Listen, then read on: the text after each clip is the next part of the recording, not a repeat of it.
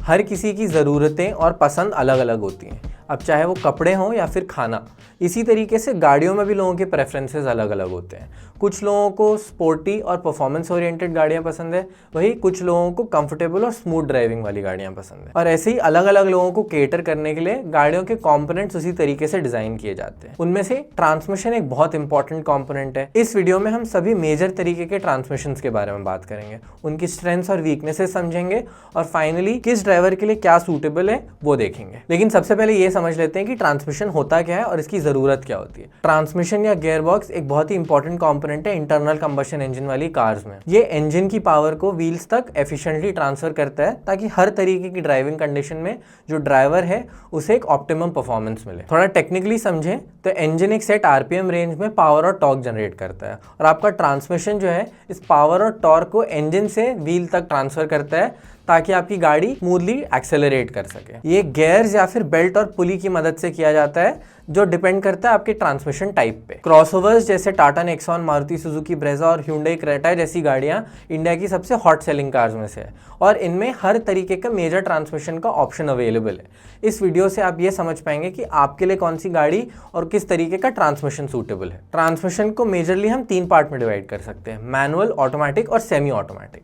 इसमें सबसे सिंपल और कॉस्ट इफेक्टिव होता है मैनुअल ट्रांसमिशन। ये लेट 1800 से कार्स में यूज होता आ रहा है और इसमें क्लच से लेकर गियर शिफ्टिंग तक सब कुछ ड्राइवर को कंट्रोल करना होता है। इसमें कोई भी तरीके का ऑटोमेशन या असिस्टेंस ड्राइवर को नहीं मिलता है। अब हम बात कर ही रहे हैं तो एक बार क्लच को भी देख लेते हैं। इवन दो ये मेजॉरिटी ऑफ लोगों को पता होता है, पर क्लच इंजन और एक्चुअल गियरबॉक्स के बीच का लिंक होता है।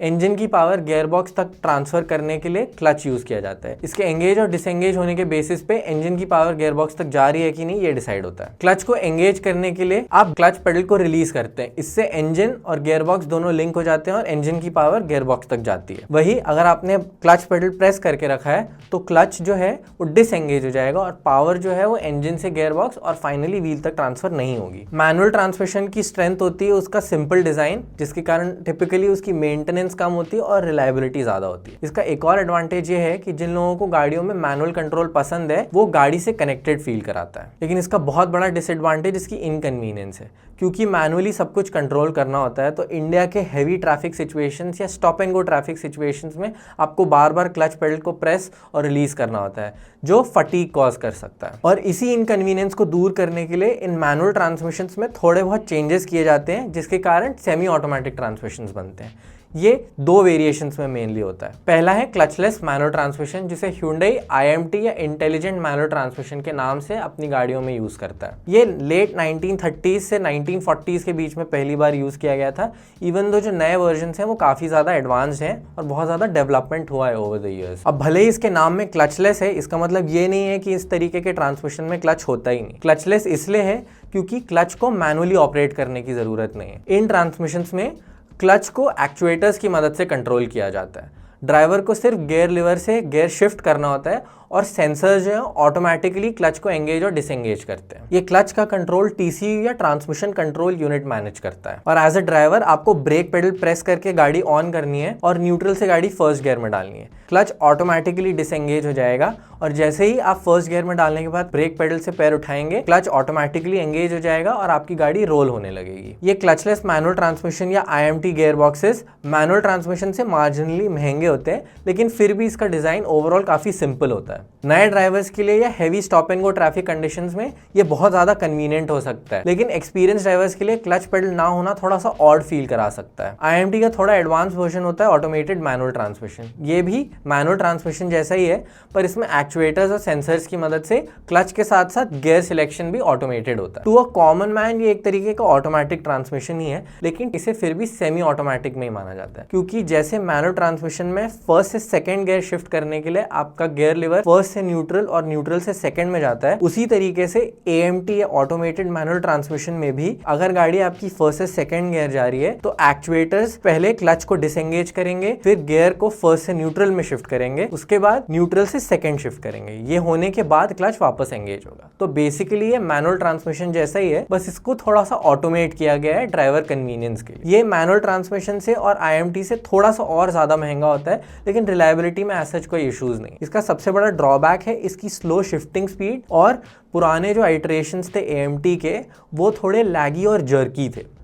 नए आइटरेशंस जैसे बलेनो के AMT गियर बॉक्सेस काफ़ी ज़्यादा स्मूथ है, लेकिन इनके शिफ्ट में अभी भी एक डीले है। अब हम प्रॉपर ऑटोमेटिक ट्रांसमिशंस में आ जाते हैं। सबसे पहले CVT या कंटिन्यूसली वेरिएबल ट्रांसमिशन, ये आप टिपिकली जापानीज कार्स में देखेंगे या फिर आप अपनी इंटरनल कंबशन इंजन वाले स्कूटर्स में देखेंगे। ये बाकी सारे ऑटोमेटिक और रादर मैनुअल ट्रांसमिशन से भी अलग होता है बाय डिज़ाइन, क्योंकि इसमें पुली और बेल्ट का डायमीटर चेंज करके आपके पास इनफाइनाइट गियर्स होते हैं, क्योंकि बेसिकली इनमें इनफाइनाइट गियर रेशियोज होते हैं। CVT ट्रांसमिशन सबसे ज़्यादा फेमस अपनी स्मूथनेस और फ्यूल एफिशिएंसी के लिए, क्योंकि इसमें गियर नहीं होते हैं तो कुछ शिफ्ट नहीं करना होता है, जिसके कारण ओवरऑल ड्राइव काफ़ी स्मूथ होती है। और हाँ, हाइब्रिड कार्स में भी CVT काफ़ी ज़्यादा कॉमनली यूज होता है, लेकिन CVT भी परफेक्ट नहीं है। हेवी एक्सेलरेशन में जो CVT गियर बॉक्सेस वाली गाड़ियाँ होती हैं, इनके इंजन्स काफ़ी लाउड और नॉइजी हो सकते हैं, क्योंकि इन इंजन्स के RPM कॉन्स्टेंटली हाई रहते हैं, जिसके कारण पैसेंजर कंफर्ट कॉम्प्रोमाइज हो सकता है। CVT को बहुत ज़्यादा स्पोर्टी नहीं माना जाता है, क्योंकि इसमें ड्राइवर एंगेजमेंट रिलेटिवली कम होता है, पर स्पोर्टी ड्राइविंग के मामले में CVT का एग्जैक्ट ऑपोजिट एक्सपीरियंस देता है DCT या डुअल क्लच ट्रांसमिशन। ये Volkswagen ग्रुप DSG के नाम से मार्केट करते हैं, पर DSG और DCT जो है वो मोर और लेस सेम ही है। DCT बहुत बेसिक टर्म्स में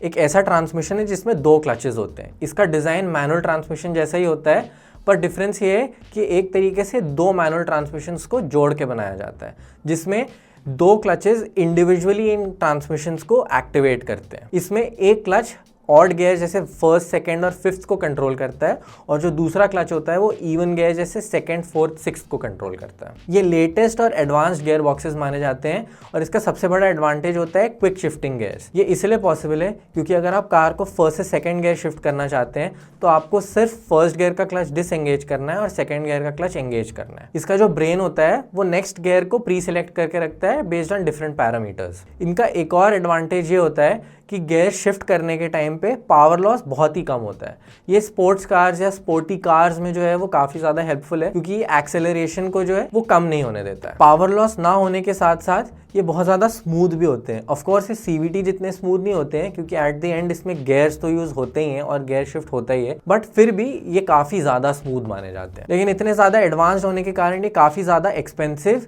बल्कि और हैवी होते हैं। इवन दो DCTs का फर्स्ट एप्लीकेशन हम 1980s से देखते आ रहे हैं रेस कार्स में, लेकिन mass market general consumer cars में हम अर्ली 2000 से ही देख रहे हैं। और इसी के कारण इन गियर बॉक्सेस में थोड़े बहुत इश्यूज हैं, जैसे इंडियन ड्राइविंग कंडीशंस में DCTs जो हैं वो बहुत ज़्यादा इनफेमस रहे हैं ओवरहीटिंग के लिए। लेकिन अच्छी बात यह है कि कार मैन्युफैक्चरर्स अब इनको इंडिया की कंडीशंस के हिसाब से काफ़ी ज़्यादा ट्यून कर रहे हैं। अब last but not the least हम टॉर्क कन्वर्टर ऑटोमेटिक ट्रांसमिशन देखते हैं। ये सबसे popular form of automatic transmission है। इवन दो हम इंडिया में मैनुअल ट्रांसमिशन ही ज़्यादा देखते हैं, पर over the years torque converter automatic जो है वो पॉपुलैरिटी गेन कर रहे हैं। एक बेसिक टॉर्क कन्वर्टर में एक पंप होता है जो कि इंजन से कनेक्टेड होता है, टर्बाइन होता है जो गियरबॉक्स से कनेक्टेड होता है, और एक स्टेटर होता है जो दोनों के बीच में होता है। और टॉर्क कन्वर्टर अपने नाम के जैसे ही टॉर्क को मल्टीप्लाई करता है ताकि आपकी गाड़ी की परफॉर्मेंस ऑप्टिमम रहे। एक फन फैक्ट ये है कि कुछ CVT ट्रांसमिशंस में भी टॉर्क कन्वर्टर का यूज़ किया जाता है इंजन और गियरबॉक्स के बीच में। टॉर्क कन्वर्टर ऑटोमेटिक का एडवांटेज ये है कि एक बहुत ही बैलेंस्ड ट्रांसमिशन माना जाता है। ये स्पोर्टी भी है, उसी के साथ साथ एक स्मूथ ड्राइविंग एक्सपीरियंस भी देता है। इसमें फ्यूल कंजम्पशन जो है वो बहुत ज़्यादा नहीं होता है, इवन दो मैनुअल से टिपिकली इसमें कम ही फ्यूल एफिशिएंसी एक्सपेक्टेड होती है। और हाँ, ये काफ़ी ज़्यादा रिलायबल भी होता है। इवन दो मैनुअल और बाकी सेमी ऑटोमेटिक से इसकी प्राइस ज़्यादा होती है, पर फिर भी DCT से और कुछ केसेस में CVT से सस्ता होता है। तो अब हमने सारे तरीके के ट्रांसमिशन कवर कर लिए। अब फाइनली कंक्लूजन पे आते हैं कि जनरली किस तरीके के यूज़र के लिए कौन से टाइप का ट्रांसमिशन सूटेबल है। एक सेकेंड मैं क्लियर कर दूँ कि ये सारे तरीके के ट्रांसमिशन इंटरनल कंबशन इंजन्स या हाइब्रिड कार्स में यूज़ किया जाता है। प्योर EVs में डायरेक्ट ड्राइव होता है बेसिकली, जिसमें कोई ट्रांसमिशन नहीं होता है। तो आप कमेंट करके बताइए कि ऐसा क्यों है। अब कंटिन्यू करते हैं। सबसे पहले manual transmission budget conscious buyers के लिए सबसे ज़्यादा सूटेबल है, या फिर जिन्हें 100% मैनुअल कंट्रोल चाहिए अपनी गाड़ी पे। सेमी ऑटोमेटिक ट्रांसमिशन जैसे IMT या AMT न्यू ड्राइवर्स और सिटी ड्राइविंग कंडीशंस के लिए सूटेबल है। IMT में आपको काफ़ी ड्राइवर एंगेजमेंट फिर भी मिलता है, लेकिन AMT जो है वो स्पोर्टी ड्राइविंग के लिए बिल्कुल सूटेबल नहीं है। CVT एक सेफ ऑप्शन है। सिटी और हाईवे ड्राइविंग दोनों के लिए। ये स्मूथ और कंफर्टेबल ड्राइव देते हैं, लेकिन आप इनसे बहुत ज़्यादा ड्राइवर एंगेजमेंट एक्सपेक्ट नहीं कर सकते। हिली एरियाज़ उन सिचुएशंस जिनमें बहुत ज़्यादा हैवी एक्सेलरेशन होते हैं, उसमें बहुत ज़्यादा लाउड हो सकते हैं, जो सबको पसंद ना आए, क्योंकि इनके इंजन जो है वो हाई आरपीएम्स पे चल रहे होते हैं। DCT सबसे ज़्यादा सूटेबल है स्पोर्टी ड्राइविंग पसंद करने वाले लोगों को। ये हाई स्पीड्स में सूटेबल है, लेकिन ये सिटी और हैवी ट्रैफिक वाले कंडीशंस में थोड़े अनरिलायबल माने गए हैं, क्योंकि ओवरहीट होते हैं। और हाँ, ये बजट कॉन्शियस लोगों के लिए नहीं है, क्योंकि टिपिकली इनकी कॉस्ट सारे ट्रांसमिशंस में सबसे ज़्यादा होती है। टॉर्क कन्वर्टर को आप एक सेफ या नो ब्रेनर ऑप्शन मान सकते हैं। तो अगर आपको बहुत ज़्यादा कन्फ्यूजन है कौन सा ऑटोमेटिक ट्रांसमिशन लेना है, तो आप टॉर्क कन्वर्टर ले सकते हैं, और टिपिकली लोगों के लिए एक सही ऑप्शन है।